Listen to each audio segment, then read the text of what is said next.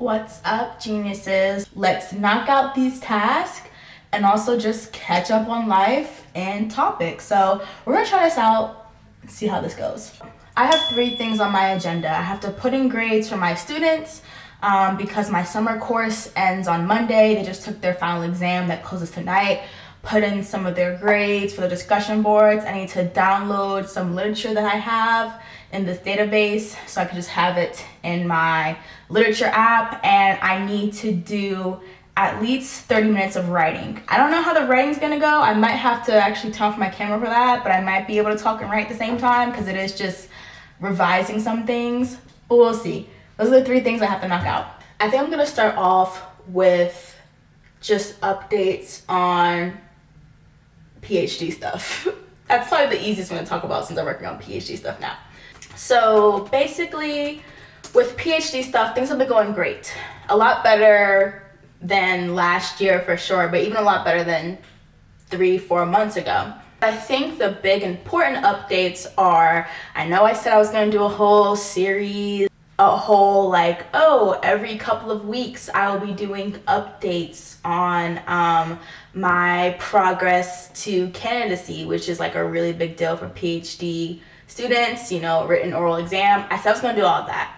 I still am doing it. I know I haven't done it in like a month or 2, and technically my candidacy exams are 3-ish months away, maybe even less, maybe more, give or take a month.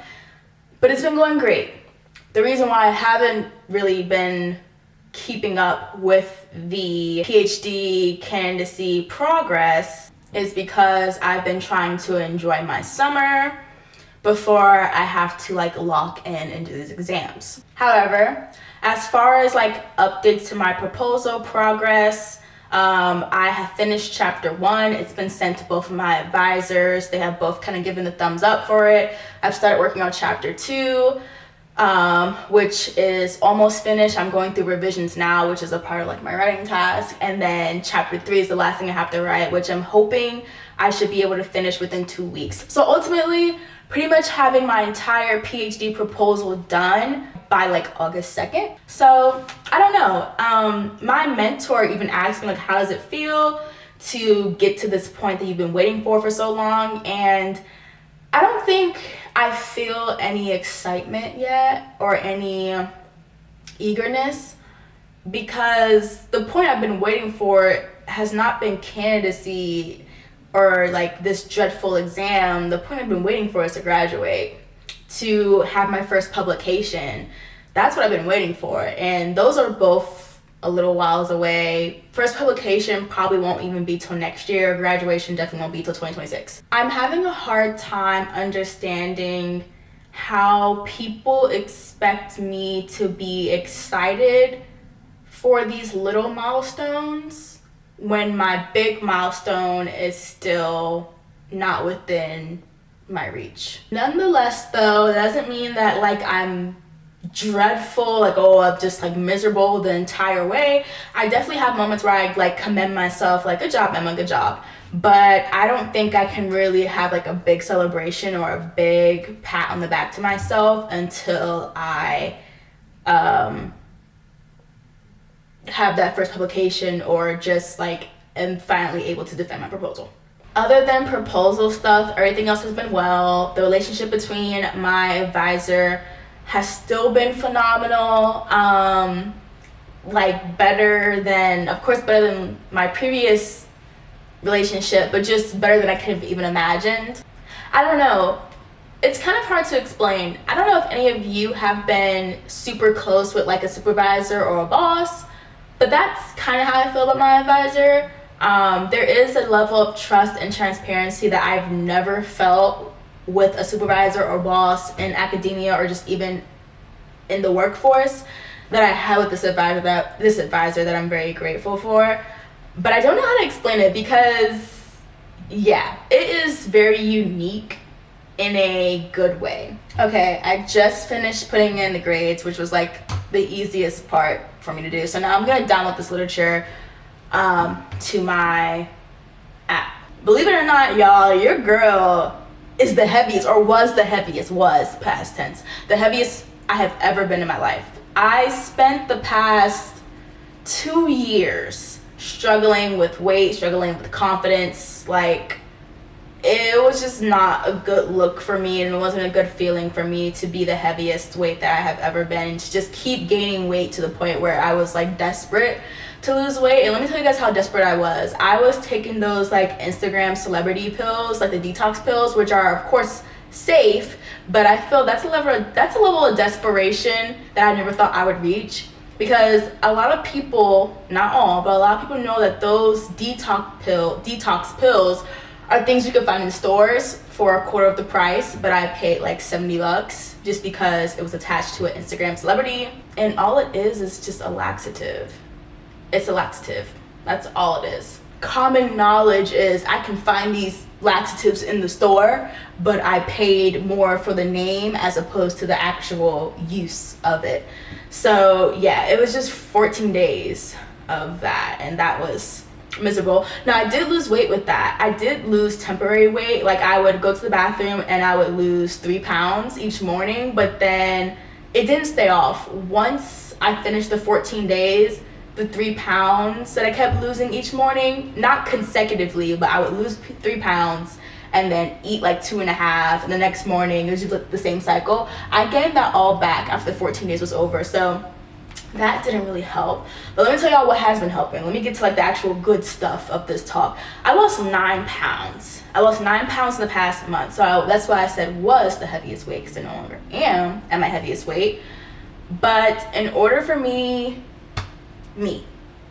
this may not apply to y'all, all to y'all, because remember, weight loss, fitness is not always one size fits all. I had to change my mindset for weight loss. So after doing laxatives, after intermittent fasting, after only eating 1,100 calories per day, like, what's it called? Oh my gosh, you guys, what is it called?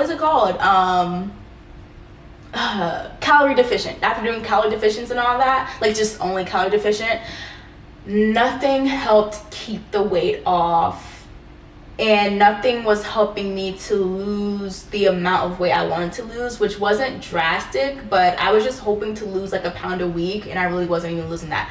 What did help, like I said, change my mindset. But where I changed, or how I changed my mindset, I started walking every day. I realized after looking through like my phone data, because I don't have an Apple Watch, but I don't walk. I am basically sedentary now. I don't walk. I don't move. On average, prior to me walking every day, I was getting 2,000 steps a day, which is terrible. That is terrible. I started walking every day. I started with just 5,000 steps a day. My ankles would hurt from 5,000 steps to pretty much 10,000 steps a day.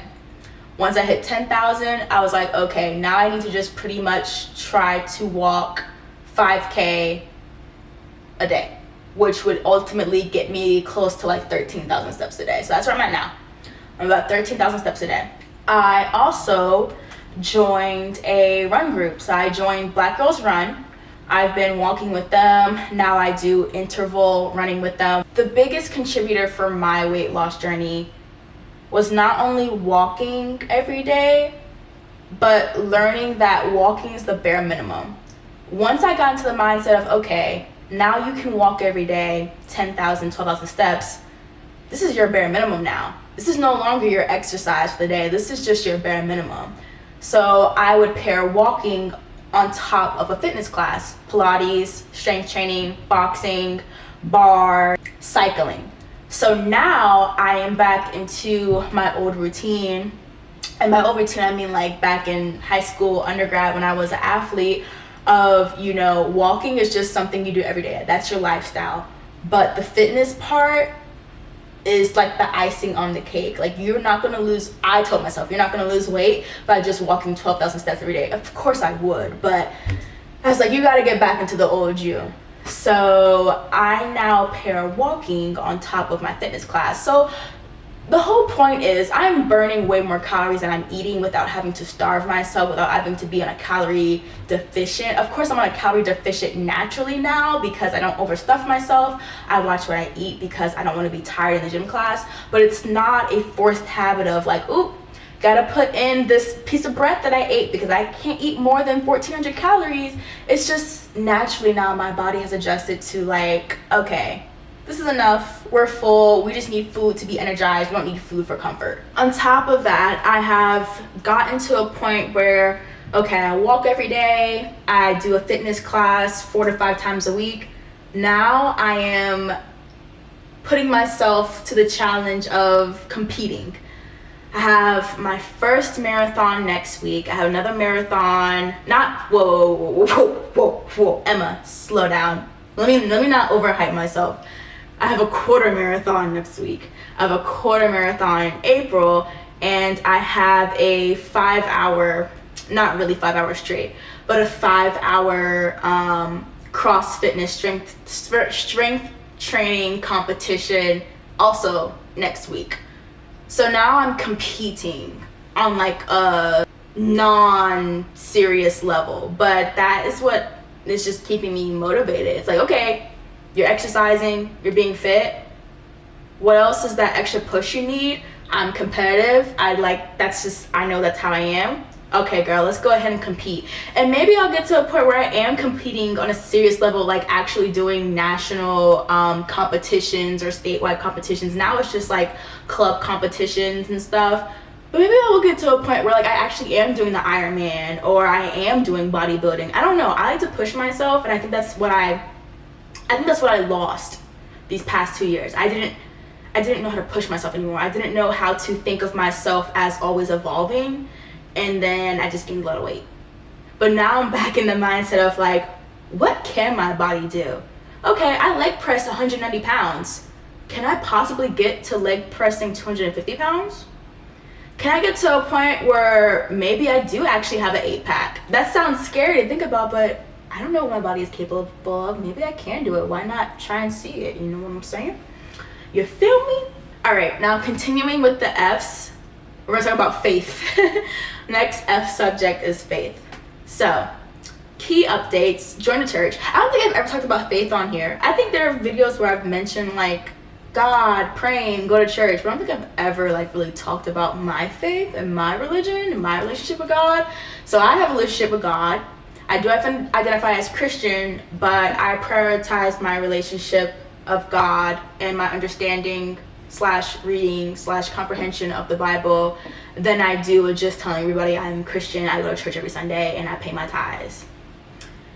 I joined a church, which I'm very happy about because I struggled for a very long time to find a church in this city, a church where I felt not only welcomed, but I felt a little challenged in a way. We recently had a women's conference 2 months ago, which was amazing because I never envisioned myself joining a women's conference.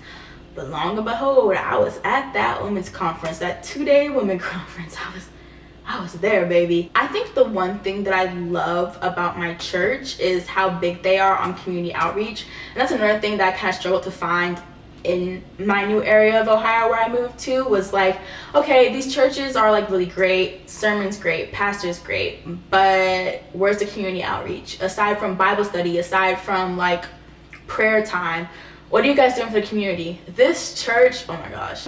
But my long-term goal, and I mentioned this to my pastors, because I have 2 pastors, love to see it, pastors, 2 first ladies, uncommon favorite, blessed and highly favored, 2. I have 2. I told them, you know, I'm in college, I'm a PhD student. You know, I want to use my service to give back to a community that I know very well, which is the college student community. So I've briefly talked with my pastors about like collaborating with the with another committee, I forgot their name, it's slipping in my head now, to do some type of mentorship with the church, or even just like goodie baskets. So yeah, faith, things have been going well. I've actually started reading the Bible from like Genesis, chronological order, no kidding. I started I think 2 years ago. And I was doing great. And then it got to a point where someone asked me, who's your favorite woman in the Bible? And I was like 90% done with the Old Testament, and I could not tell them who my favorite woman from the Bible was. All I knew was Mary. And I think that was very humbling for me because I was like, oh crap, I ain't retaining nothing I read. All I could tell you was about Moses. That's all I could tell you about. And the reason why I don't say the reason why I know Moses, but Moses was my favorite character in the Old Testament so far, because I'm still in the Old Testament. So I was like, that's a problem. I can only tell you about Moses. And I can't even tell you his whole life. I can just tell you about how he went on that hill. But I took a break, and during that break, that's when I joined my church as a member. So it was a good break. It wasn't just a break of me doing nothing. Took that break, realized, okay, I have some work to be done on, like always, because I am not perfect, nor do I want to be perfect. And what is this? Mechanics of coastal, I already looked at that one. I'm sorry, I'm just realizing, like, I already have some of these articles already in my folder. Anyway, and I realized pretty much I need to go back a couple of books and really decipher what I'm reading. So I'm back in the book of Esther. Oh, I'm sorry, I just finished Esther, which was really great. Learning about Mordecai and King Hamas. So yeah, I just feel like I'm now actually comprehending when I'm reading the Bible instead of just reading it to be like, I read it. So yeah, everything's been going better, improved, like progressively with faith. And you know, it's all in God's timing. Okay, this next one may be a little controversial, but y'all know I'm gonna keep it a buck with you. So on the topic of beauty, I did get 2 cosmetic procedures. Can you guys recognize what it is? Do you see anything different about my face? If you don't, then you need to go get some bifocals because I look beautiful now. And although it is the grace of God, it's also because I got cosmetic procedures. A couple months ago, I was influenced to get a chemical peel, and I never really cared for a chemical peel because I didn't want to sit in my house and just peel. That just doesn't sound appeasing to me. Like, I don't care if they tell me, oh, if you do this, you will have the skin of a baby. Like, I just don't see anything cool about being stuck in my house or like having to wear a bunch of coverings in the summer or like spring. I just wasn't interested in it, basically.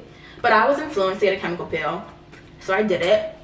And I vlogged the whole experience, and I was gonna upload it, but you guys, I kid you not, I might still have pictures I can put in here.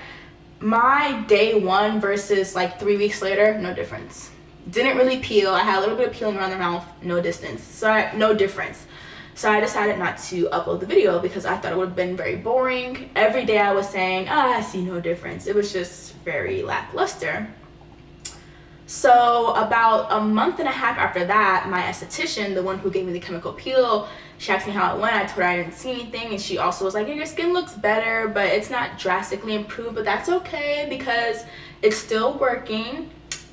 So a month and a half, she offered to give me another chemical peel, and I was like, nah, girl, I ain't paying for that again. She was like, it's on the house. I was like, I don't want to peel again. And she's like, this one's going to be an internal one. There will be no peeling. It's going to be an internal peel. I think this will be a lot better for you, and I will put, I think she said she's going to put 2 coats on. Child, my face, aside from this one, I think I have 2 actually, but one being new, other one being old. My face looks so good as far as hyperpigmentation, because y'all know I got tinea vesica color. It looks so good. I used to have it really bad on my nose right before I got the second chemical peel.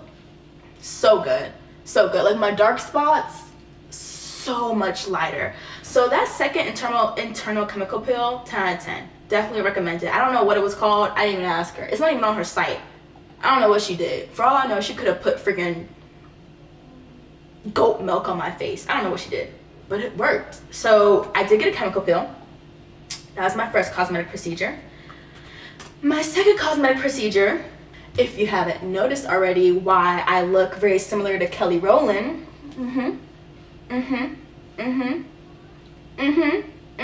Yeah, y'all, I got them beauty marks. And this is so funny for me to say this on camera because my partner, which I will talk about relationships, I think it's next. Is it next? I didn't even include my relationship as a topic for this. Oh well. My partner literally said, oh, I think you should go get screened for cancer because you used to have 2 moles, these 2 are natural, and now you have like 7. And I was like, you think so? I didn't even tell him I got this procedure because, you know, men would be like, oh, that's so stupid. Why would you do that? Why would you pay somebody to tattoo your face? Because it's an enhancement to my face, and it's the best $75 that I ever spent. So worth it.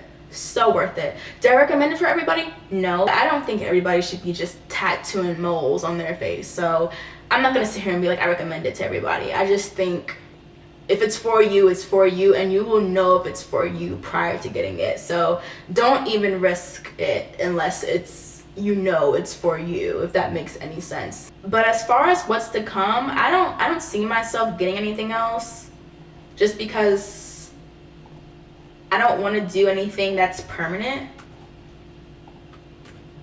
So I think this will be it. I think it's just going to be annual chemical peels and then annual beauty marks. And I might put more. But at the same time, I probably won't put more because I have a new natural beauty mark that popped up on this side of the chin. And I'm like, okay, maybe I should relax. Okay, so I finished downloading the literature. And now I can make these writing edits really quick to wrap up this video, which actually I'm not gonna finish this before the video. But so the last thing I had on my topics are just like updates entertainment wise. I want to include this video. I'm gonna let the video speak for itself.